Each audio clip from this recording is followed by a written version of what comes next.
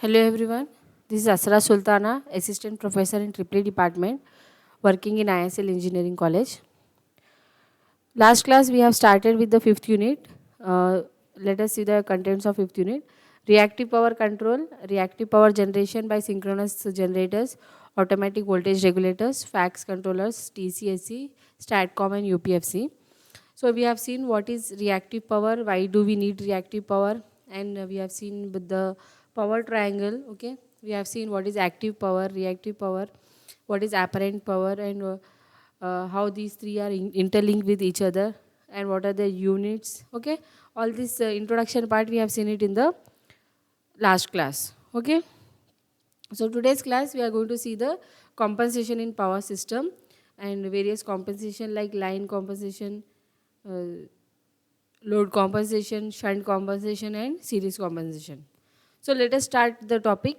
For reduction of cost and improved reliability, most of the world's electric power systems will continue to be interconnected. Okay, so electric power systems are interconnected for the reduction of cost and to get the good reliability. Okay, so interconnections take advantage of diversity of loads, availability of sources and fuel price for supplying power to loads at minimum cost and pollution with the required reliability. So what is the advantage of these interconnections?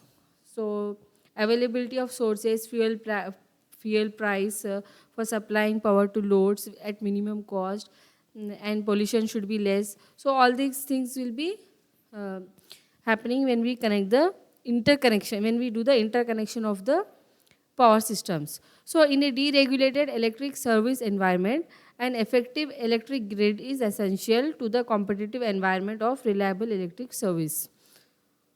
So effective electric grid is the essential part of the power systems nowadays. Okay. So greater demands have been placed on the transmission network, and these demands will continue to rise because of the increasing number of non-utility generators and greater competition among utilities themselves. So it is not easy to acquire new rights of way, and increased demands on transmission, absence of long-term planning, and the need to improve open access to generating companies and customers have resulted in less security and reduced quality of supply. So it is not easy to meet all these demands because of increased demands on transmission. Okay, so there will be increased demand on transmission, and there is absence of long term planning. We don't have a proper long term planning. Okay, so and need to provide open access to generating companies. So open, if we are providing open access to generating companies and customers, then it will result in less security and reduced quality of supply. So nowadays, because of these greater demands on transmission networks, and these demands are continuously rising because of increasing number of non-utility generators and greater competition among utilities themselves. So compensation in power system is very essential to alleviate some of these problems. So series compensation or shunt compensation has been in use for past many years to achieve this objective. So there are two types of compensation: series and shunt compensation, which will do the need. In a power system, given the insignificant electrical storage, power generation and load must balance at all times. Okay, so according to our load, we have to have the power generation. Okay, if we have less load, power generation should also be less. If we have more load, then power generation should be more. Okay, so in a power system, given the significant electrical storage, the power generation and load must balance at all times. So to some extent, electrical system is self-regulating one. Okay, if generation is less than load, voltage and frequency will drop and thereby reducing the load. However, there is only a few percent margin for such self-regulation. If voltage is propped up with reactive power support, then load increase with consequent drop in frequency will result in system collapse. And alternatively, if there is inadequate reactive power, system may have voltage collapse. Okay, voltage collapse also we have seen in the previous class. Okay, now, in this fifth unit, we are going to study various methods of compensating power systems and various types of compensating devices called compensators to alleviate the problems of power system, which I have said earlier. Okay, so compensators or compensating devices are giving us the various methods of compensating power systems. Okay, so these compensators can be connected in the system in two ways. Either they can be connected in series or in shunt at the line ends or even in the midpoint. Okay. So apart from the well-known technologies of compensation, the latest technology of flexible AC transmission system, so short form will be FACTS FACS. So that is flexible AC transmission system will be introduced towards the end of this unit 5. Okay. So now let us see what is loading capability. So there are three kinds of limitations for loading capability of transmission system. First one is thermal, second one is dielectric, and third one is stability. So these are the three kinds of limitations for loading capability of a transmission system. So thermal capability of an overhead line is a function of the ambient temperature, wind conditions, conditions of the conductor, and ground clearance. So there is a possibility of converting a single circuit to a double circuit line to increase the loading capability. Now, when we see the dielectric limitations from insulation point of view, many lines will be designed very conservatively. Okay, for a given nominal voltage rating, it is often possible to increase normal operating voltages by 10%. That is 400 kV to 440 kV. So one should, however, ensure that dynamic and transient over voltages are within limits. Okay, we have to ensure that dynamic and transient over voltages are within the limits. So for a given nominal voltage rating, it is often possible to increase the normal operating voltages by 10%. That is, it can be between 400 kilovolts to 440 kilovolts. So now when we see there are some stability issues. So there will be certain stability issues that will limit the transmission capability. So what are the stability issues? These can be steady state stability, transient stability, dynamic stability, frequency collapse, voltage collapse, and subsynchronous resonance. So all these terms will give us the stability issues. Okay. So FACS technology can certainly be used to overcome any of the stability limits, in which case the final limits would be thermal and dielectric. Now let us see load compensation. What is load compensation? Load compensation is the management of reactive power to improve power quality, that is V profile and power factor. So here reactive power flow will be controlled by installing shunt compensating devices. So what can be shunt compensating devices? Capacitors or reactors. Okay. So reactive power flow can be controlled by installing shunt compensating devices at the load end, bringing about proper balance between generated and consumed reactive power. So this is the most effective in improving the power transfer capability of the system and its voltage stability. So it is desirable both economically and technically to operate the system near unity power factor. Okay, we all know this one. So a system can be operating efficiently near at unity power factor or near unity power factor. So we have already seen 0.98, 0.99 can be the power factor, ideal power factor. So it is desirable both economically and technically to operate the system near unity power factor. That is why some utilities will impose a penalty on low power factor loads. Okay, so some utilities will impose a penalty if the power factor of the loads is low. Okay, so yet another way of improving the system performance is to operate it under near balanced conditions so as to reduce the flow of negative sequence currents. So this will increase the system's load capability and it will reduce the power loss. Okay. So what we are doing here, how to improve the system performance, that is to operate it under near balanced conditions. Okay, balancing is also very important here. So operate it under near balanced conditions so as to reduce the flow of negative sequence currents, and this will increase the system's load capability and it will reduce the power loss. So transmission line has the three critical loadings. First one is natural loading, second one is steady state stability limit, and third one is thermal limit loading. Okay, these are the three critical loadings of a transmission lines. What are those? Natural loading, steady state stability limit, and thermal limit loading. So for a compensated line, natural loading will be the lowest, and before the thermal loading limit is reached, steady state stability limit will be arrived. So ideal voltage profile for a transmission line is flat, which can only be achieved by loading the line with its surge impedance loading, while this may not be achievable, and the characteristics of line can be modified by line compensator so that Ferranti effect can be minimized, and under excited operation of synchronous generator is not required, and the power transfer capability of the line is enhanced and modifying the characteristics of a line is known as line compensation. Okay, what is line compensation? So modifying the characteristics of a line is called as line compensation. So various compensating devices are capacitors and inductors, active voltage sources like synchronous generator. So when a number of capacitors are connected in parallel to get the desired capacitance, it is known as a bank of capacitors. Okay. Similarly, a bank of inductors. So already this one we have seen practically in our laboratories. Okay, bank of capacitor or bank of inductor or bank of resistors can be there. So when a number of capacitors are connected in parallel to get the desired capacitance, it is known as bank of capacitors. Similarly, bank of inductors will be having a inductors connected in parallel to get the desired inductance. Okay. A bank of capacitors or bank of inductors can be adjusted in steps by switching.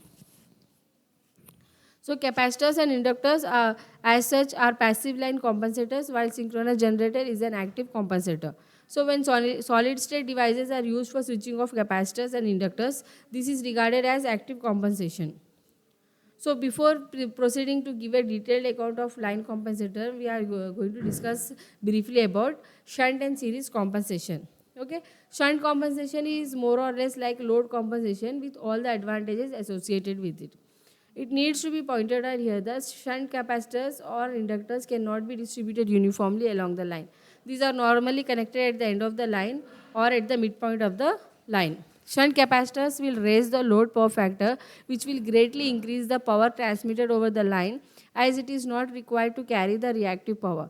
There is a limit to which transmitted power can be increased by shunt compensation, as it would require very large size capacitor bank, which will be impractical. Okay. So what we are telling here, shunt capacitors will raise the load power factor, which will increase the power transmitted over the line, as it is not required to carry the reactive power. Okay. So there will be a limit to which transmitted power can be increased by shunt compensation, because it will require very large size capacitor bank, which is not practically possible. Impractical means what? It is not possible practically. So we have to limit to the whatever we are transmitting the power. Okay. So for increasing power transmitted over the line, other and better means can be adopted. For example, series compensation, higher transmission voltage, HVDC, etc. High voltage DC transmission. HVDC is nothing but here high voltage DC transmission.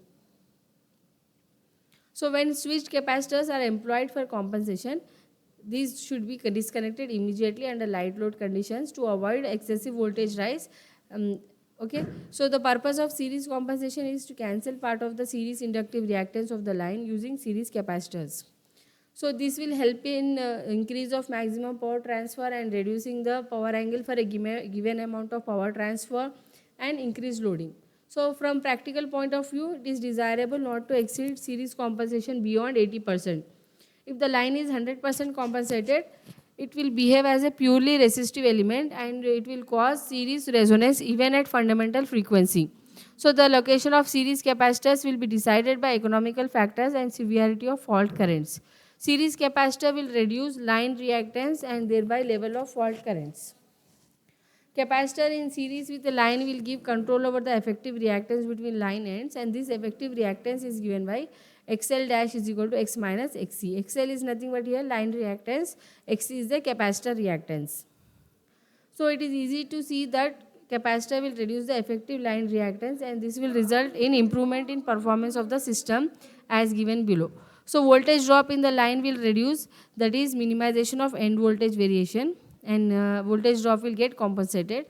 Then it will prevent voltage collapse, and third one is a steady state power transfer will increase and it is inversely proportional to XL dash. So as a result of transient stability limit will increases.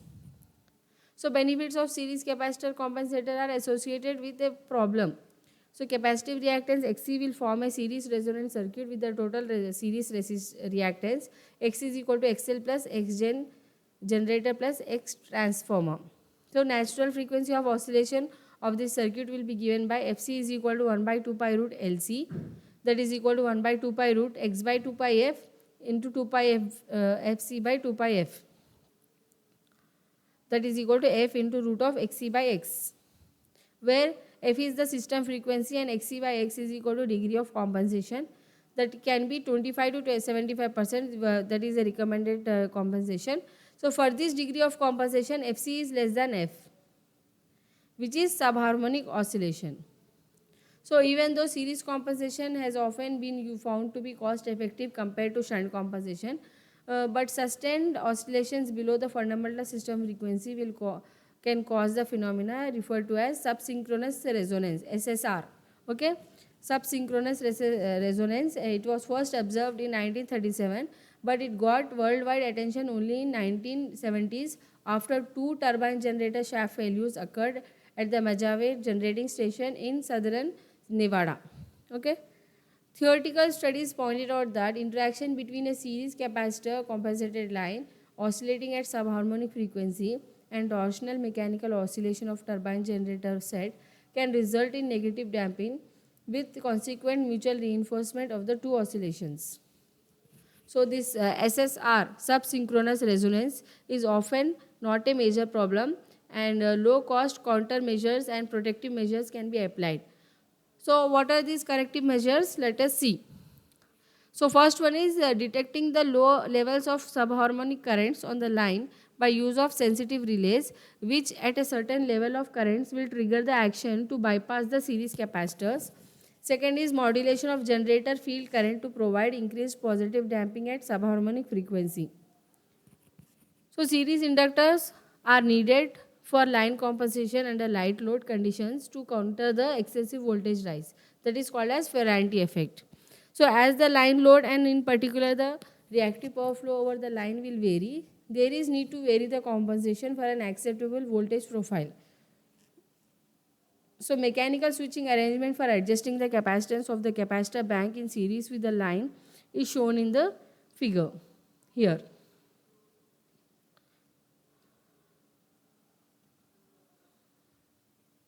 So capacitance is varied by opening the switches of individual capacitances with the capacitance C1 being started by a bypass switch, and this is a stepwise arrangement. Whole bank can also be bypassed by starting the switch under any emergent conditions on the line. So as the switches in series with capacitors are current carrying, suitable circuit breaking arrangement is necessary. So however, circuit breaker switched capacitors in series are generally avoided, and these days capacitor is either fixed or thyristor switched.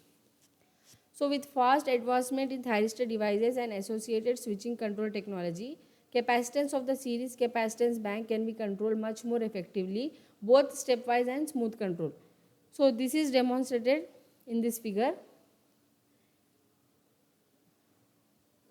So this is a current limiting reactor, this is the capacitance.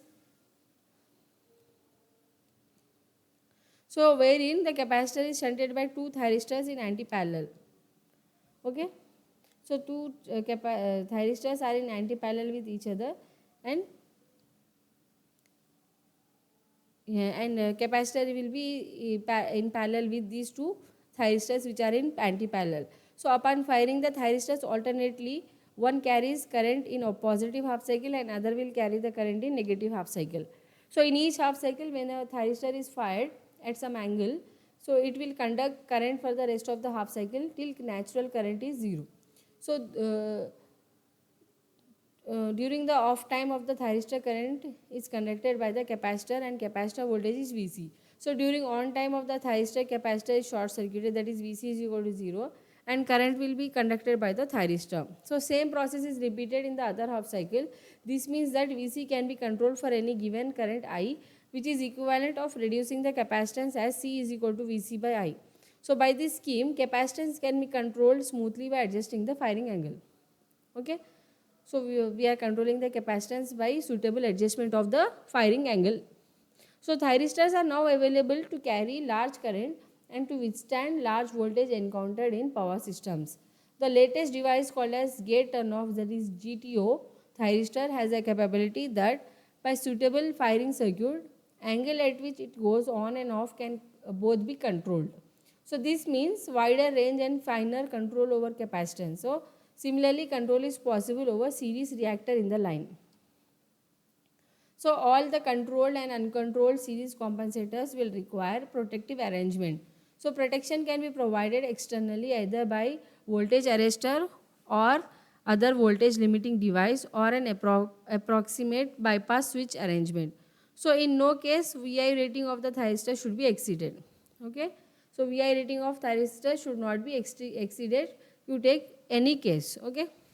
So depending on kind of solid state device to be used, and whether it is capacitor or reactor compensation, or whether it is switched stepwise or smooth, that is a stepless control, several compensation schemes have been devised and they are in use. Some of the more common compensation schemes are as under.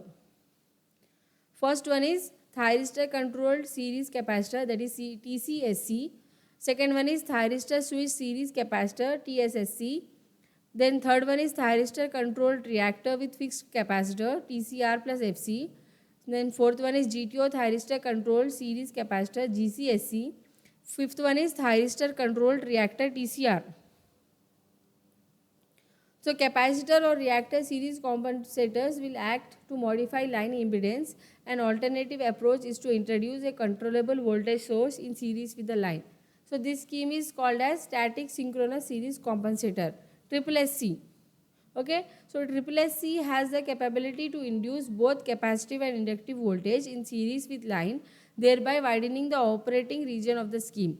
It can be used for power flow control, both increasing or decreasing reactive flow on the line, and this scheme will give better stability and it is more effective in damping out electromechanical oscillations.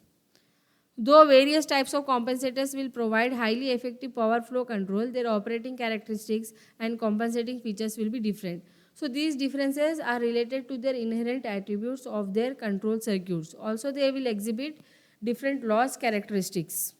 So from the point of view of almost maintenance-free operation, impedance modifying schemes are superior. The specific kind of compensator to be employed is very much dependent on a particular application. Let us see now shunt compensation.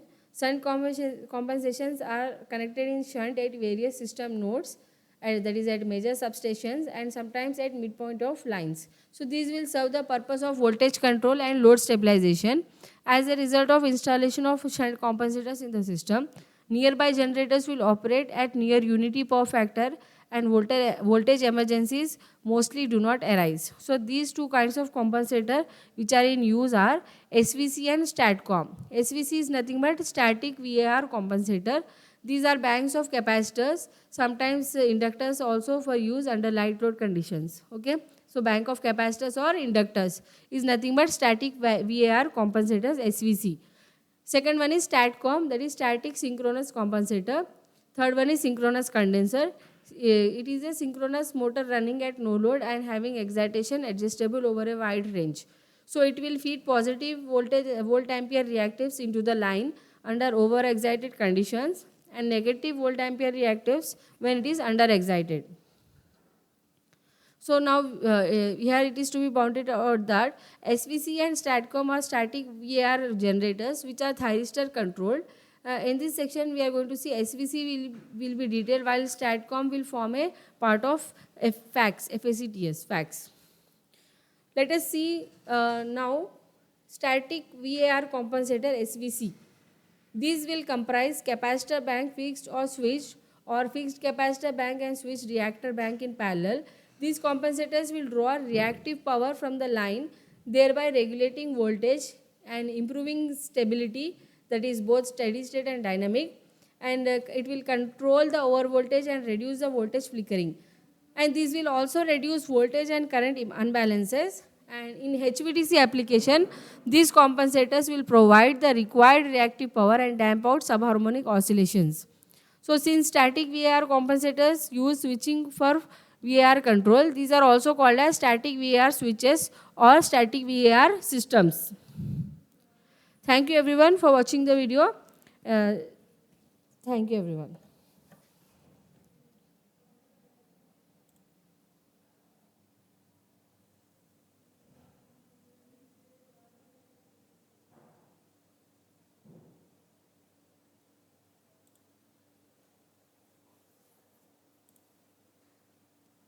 I hope today's class is clear to everyone.